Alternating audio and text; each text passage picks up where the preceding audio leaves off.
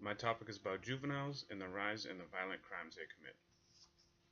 I want to educate people on the reality and severity of crimes increased by juveniles and what we can do to stop it.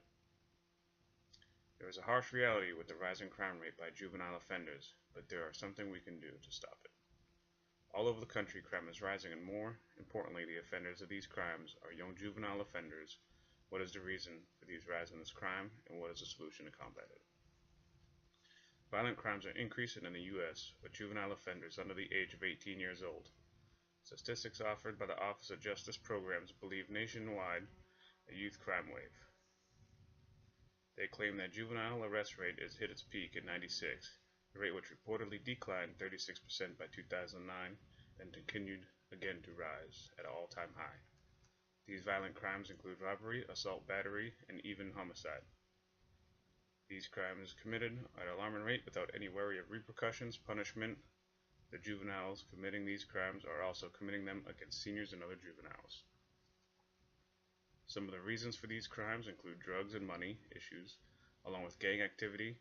Gangs have been recruiting teenagers and young children since the beginning, with gang leaders knowing that juveniles receive minimal sentencing, along with the juveniles wanting to feel at home and sense of a family. They are inclined to commit these crimes.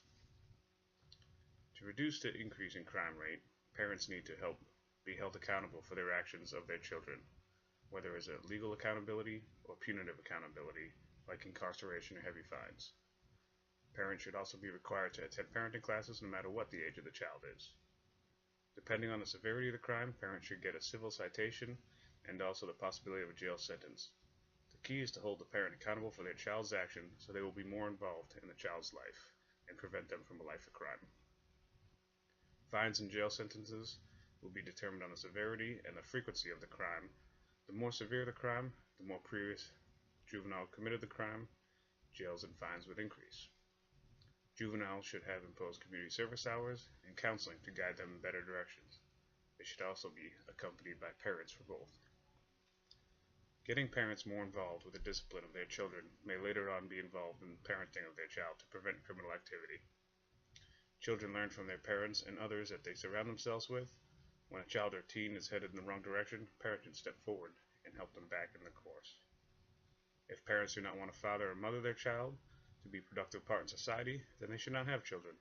Most offenses committed by juveniles are ones that come from split-up families and homes and receive minimal guidance from parent-guardian transition. Parents are the key in our child's upbringing. Parents need to be more responsible and more involved. As a parent, or should lose the right to parent. Child with parents become lost in themselves, involved in a life of crime and burden in society. The rise in juvenile crime can be caused by lack of parenting through the juvenile and mainly depends on the parent's guardian to steer the juvenile away from crime.